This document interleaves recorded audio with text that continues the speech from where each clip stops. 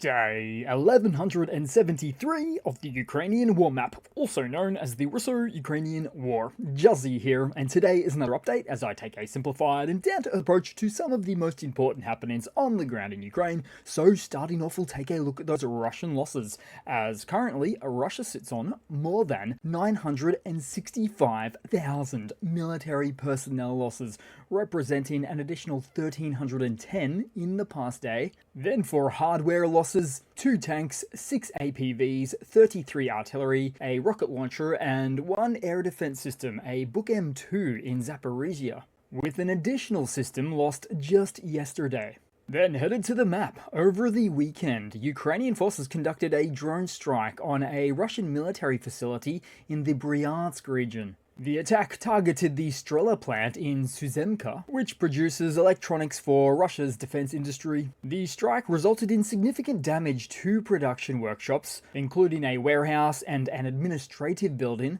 leading to a large fire at the site. Following that event, a Russian military base within the same region was also reported to take a fairly precise-looking strike. Then headed across to the town of Velukai, with more cross-border activity seen, as a fuel base of the military unit was on fire in Belgorod. It's also part of a rail yard where every time a maintenance vehicle is received in for repair attempts, the AFU will likely to see fit to continue more of these UAV targets on these types of enterprises in the north. Then headed across to the main map with a recorded 196 combat clashes across the front lines over the past day. In the Pokrovsk direction, early this morning, Russians attempted to advance with armored vehicles and infantry, but the vehicles were entirely obliterated. With these ongoing events that reflect Russia's most recent push over the weekend,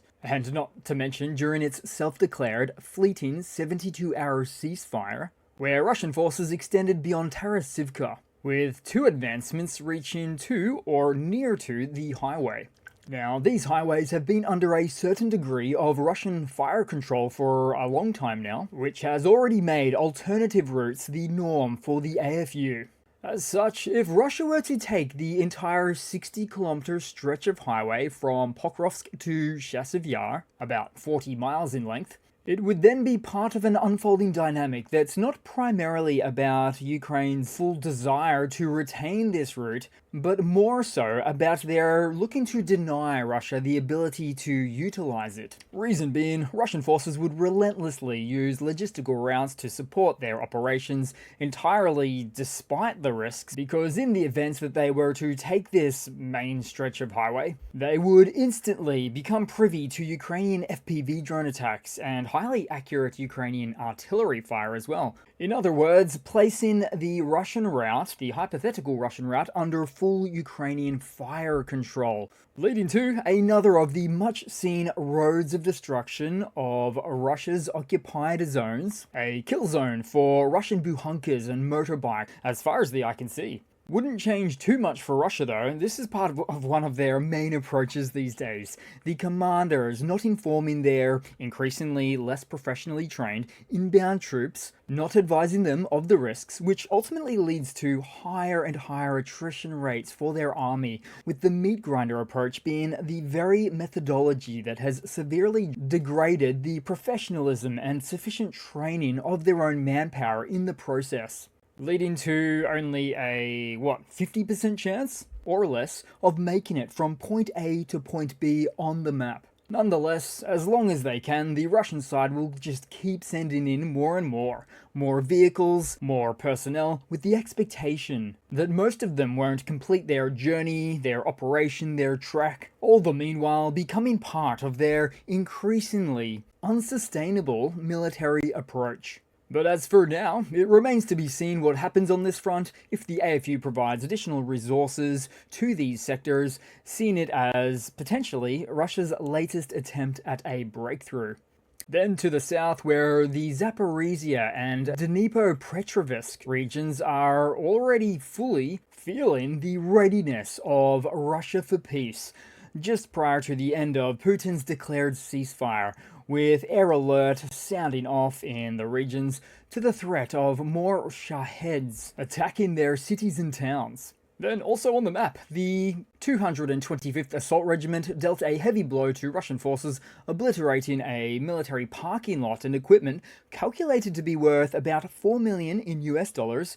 Among the wreckage, a T-72 tank, a BMD-2 infantry fighting vehicle, and numerous storm vehicles fitted with anti-drone shields. What a score at this undisclosed location it was. Also in the east, the Ukrainian military from the 103rd Territorial Defense Brigade destroyed another of the Russian 152mm Giant Sint S self-propelled guns, and part of a case where we're seeing the 152mm SPGs, just like these, becoming targeted and destroyed at a rate of at least 1 or 2 a week at the moment, which is impressive in so much as that Russia is piecing together the remainder of its Soviet stores as best as it can. We'll never again see an average of 3 to 5 of these destroyed a day, as the reality starts to hit Russia on their finite stockpiles.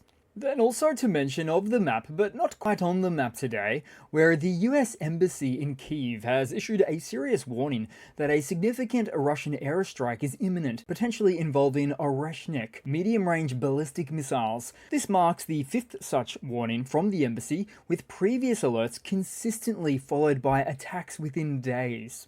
Should Putin proceed with this, it would send a clear message, and not a very peace-driven one, especially following the many recent calls for unconditional ceasefires, including those calls coming from the Trump administration.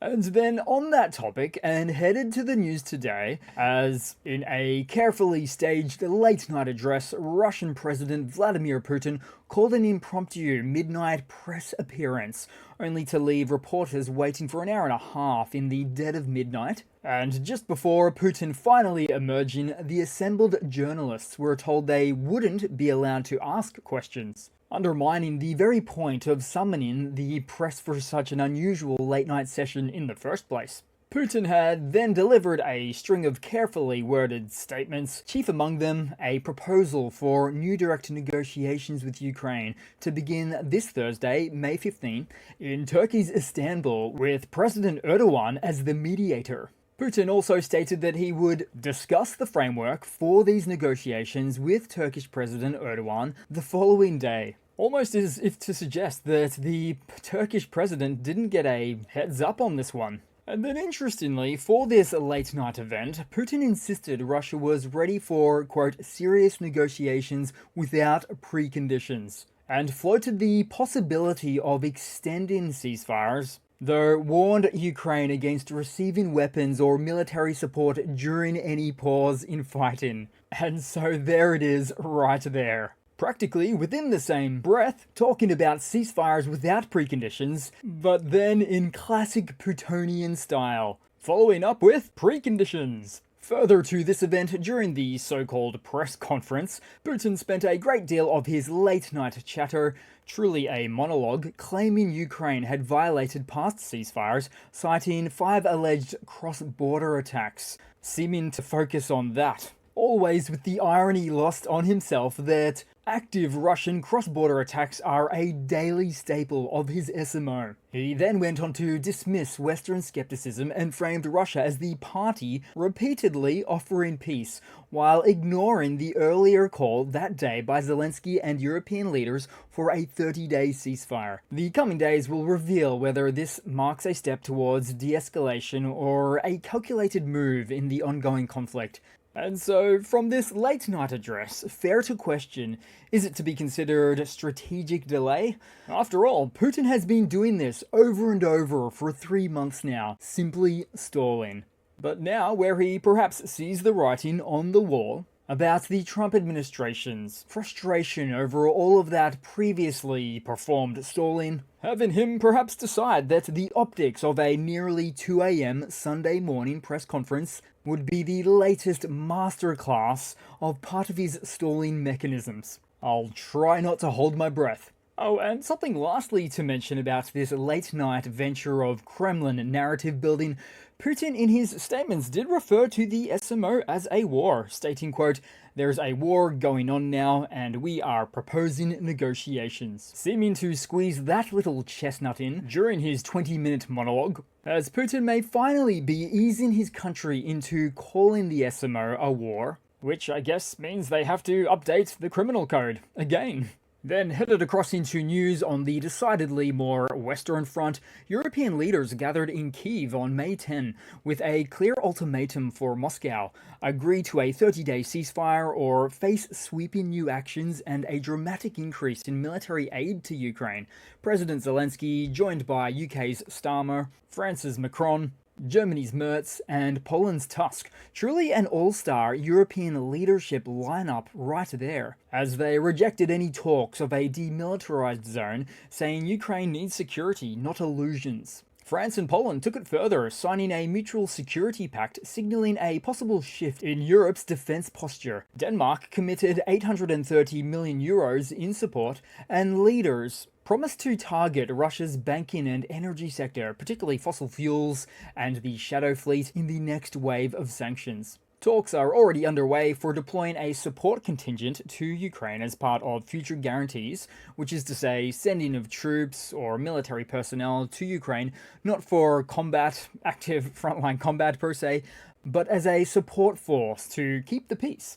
Also, during the event, at a live address in Kyiv, Zelensky took a moment to thank President Trump for not halting US military aid, continuing critical intelligence sharing, for defending Ukrainian skies, and maintaining sanctions against Russia. And of the event, European leaders also walked through the streets of Kyiv, speaking with residents and media, with a great deal of the symbolism of unity in the air. Overall, the message was consistent. The window for diplomacy is narrow, but open, provided Moscow responds quickly. Meanwhile, in USA-related news, the US State Department called for concrete proposals from both sides in order for Washington to move forward in peace negotiations, perhaps carefully worded as a means to not single out Russia, with the US and Ukraine already having agreed on quite a number of ceasefire proposals at this late stage. Oh, and also noting here, the US State Department spokesperson, Tammy Bruce, said, quote, "We'll judge Russia by actions, not words." So there we have it, and for that I say thank you.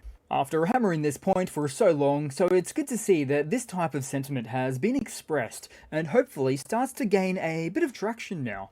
Also in US-related news, German Chancellor Merz, in his new capacity, had his first phone call with US President Trump, and where following the phone call, he remarked of how closely aligned that both the parties' perspectives were on the Russo-Ukrainian war, saying of it that both sides of the call came to an unexpectedly high level of agreement in assessing what they should do now, and that the USA is ready to continue negotiations with Europe. Then headed across to a quick bite of hardware news, as Germany is sending 125 HIMARS rockets and 100 Patriot air defense missiles to Ukraine, with the transfer now approved by Washington. Although the weapons came from German stockpiles, their US origin meant they couldn't be exported without an American sign-off. Then headed across to a quick funny of a sort to round off the video today.